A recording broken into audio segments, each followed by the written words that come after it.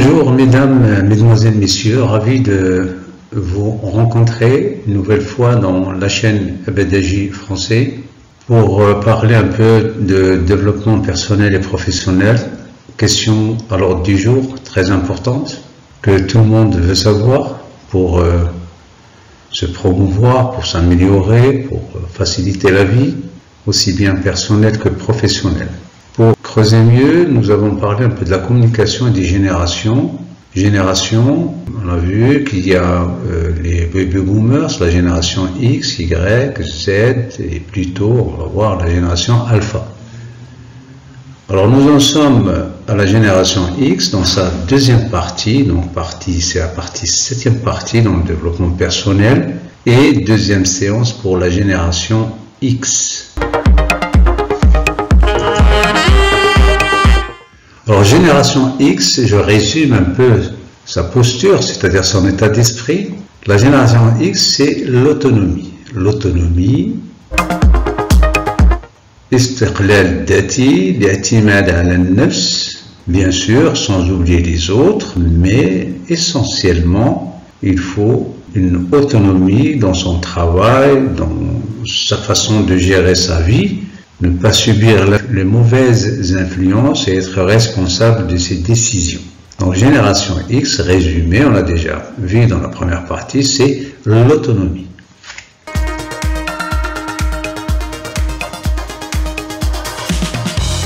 Nous avons vu qu'en Europe, après les baby boomers, vous avez la génération X qui est indépendante parce que enfants, ils ont vu que leurs parents travaillaient. Et puis, ils devaient donc se prendre en charge après l'école et puis dans leur vie quand les parents ne sont pas là. D'où ce désir, d'où cet apprentissage. Donc, ils ont appris à être autonomes et s'occuper de leurs affaires, tout seuls. Au Maroc, ce désir d'indépendance et d'autonomie explique leur préférence pour la formation technique et la gestion. La formation technique et de gestion permet en effet une autonomie, une indépendance au niveau financier, au niveau de ses besoins. Donc ne plus être à la charge des parents, surtout pour les familles modestes, au lieu de faire des études théoriques très poussées. D'ailleurs, c'est pour cela que dans les années 70, c'est dans les années 70 que l'on a vu la création de l'OFPPT et autres instituts complémentaires.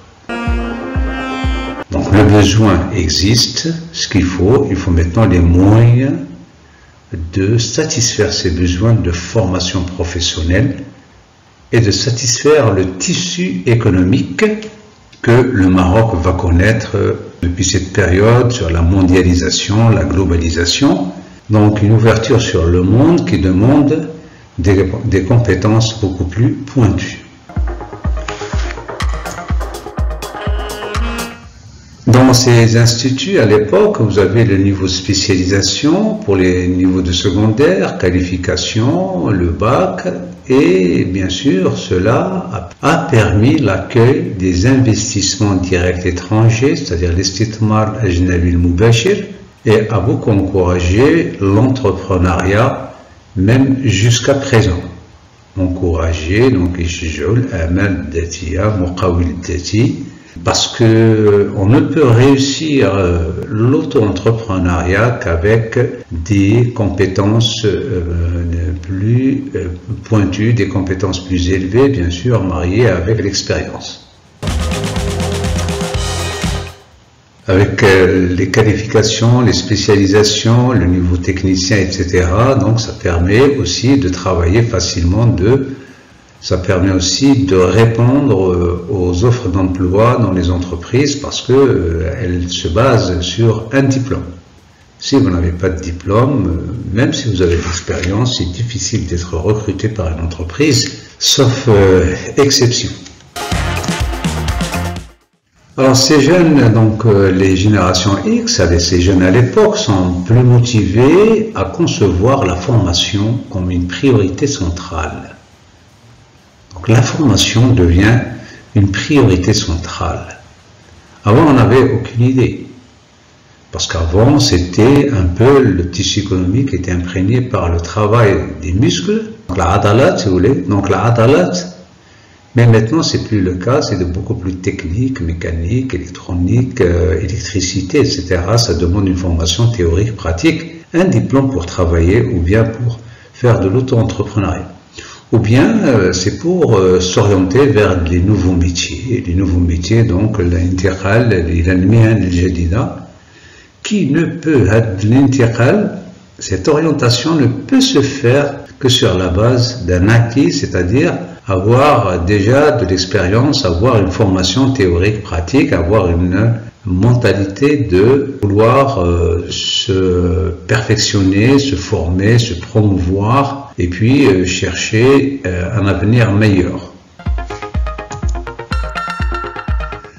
L'économie, on a dit, et à l'époque, c'était en pleine mondialisation, globalisation, et donc elle est en pleine mutation. La mutation, la mutation, la mutation. Transition numérique, donc transition numérique, c'est transition numérique digitale, tout le monde parle maintenant de ça, passage du thermique vers l'électrique, voilà un autre défi. Puis vous avez l'électronique, la décarbonation, voilà les nouveaux métiers de l'avenir, parce qu'ils sont trop techniques, ils sont très pointus et en même temps très écologiques.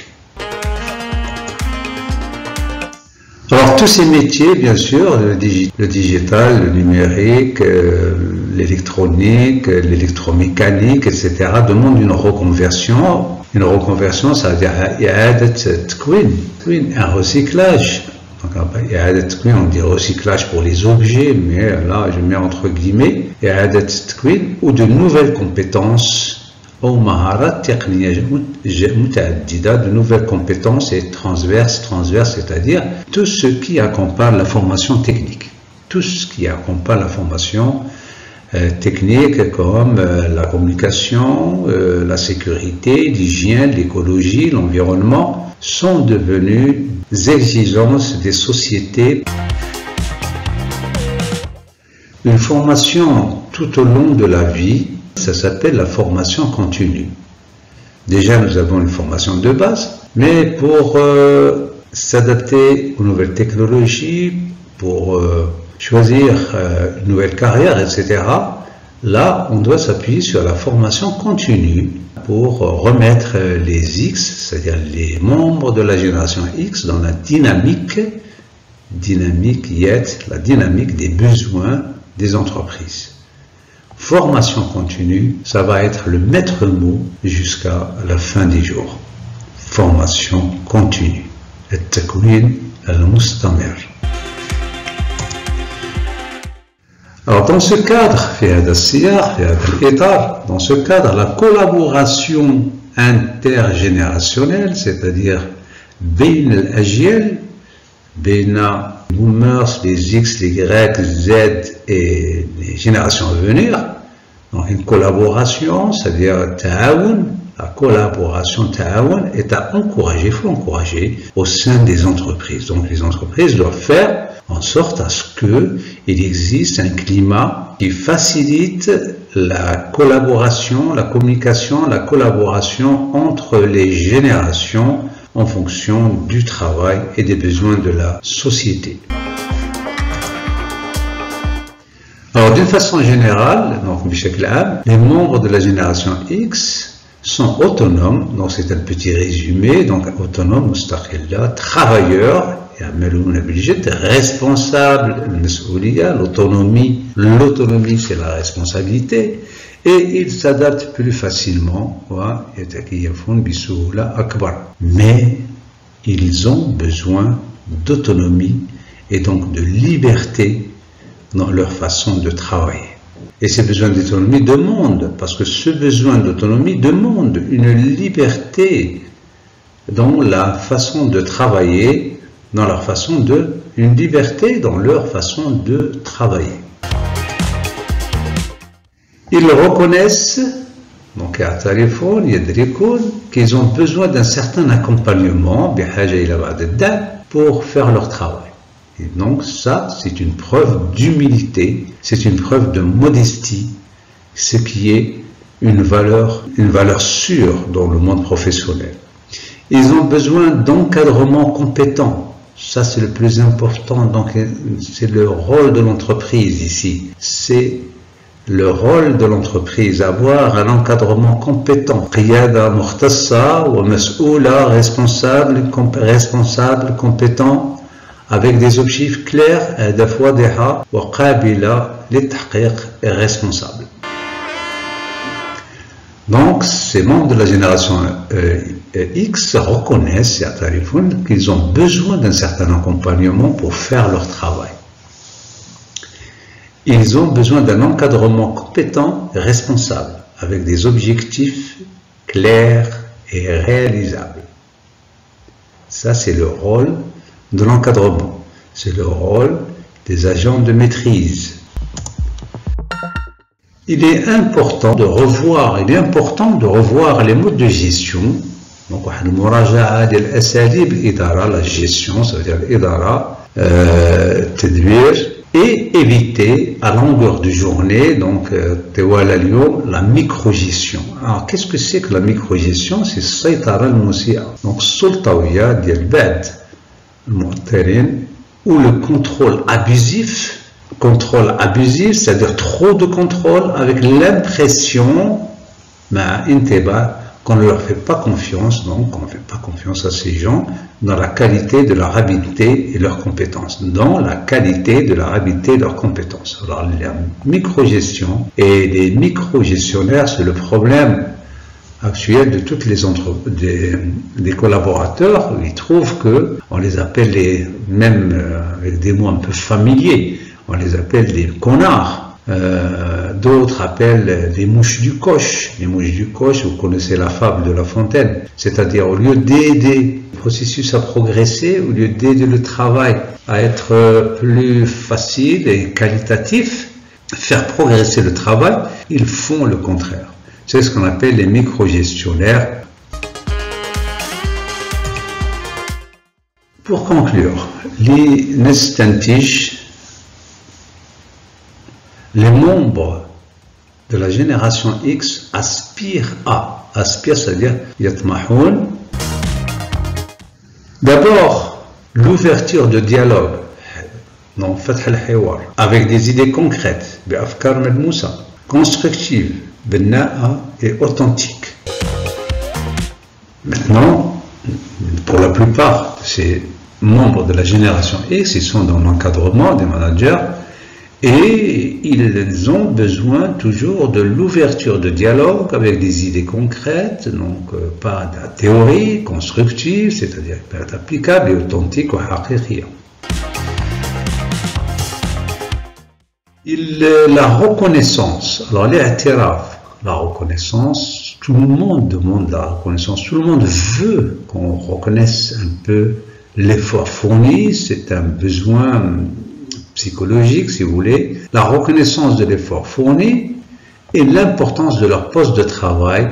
Et l'importance de leur poste de travail finit le temps où on disait que personne n'est indispensable. J'aime pas cet adage. Donner de l'importance à son travail, à son poste de travail. Donner de l'importance à sa discipline, donner de l'importance à sa spécialité. C'est très important pour le collaborateur, pour qu'il soit motivé à travailler et à collaborer avec les autres. Il demande aussi, il aspire, donc yatmahoun aydan ila l'évolution de leur carrière professionnelle. Donc on a vu, c'est la même chose que pour la génération Z et Y. Tout le monde, la première des choses, c'est de ce travail, est-ce qu'il va me permettre une amélioration de ma carrière professionnelle. Donc, il préfère travailler dans des entreprises structurées, organisées, qui sensibilisent, donc qui tassissent ici et investissent dans la formation continue. Donc ce sont là des entreprises qui sont très structurées. Ce sont des entreprises que l'on trouve au Maroc et puis aussi dans les entreprises issues de l'investissement direct étranger. Il aspire aussi d'être managé par des coachs compétents, on l'a déjà dit, maîtrisant les techniques de gestion moderne et de communication professionnelle.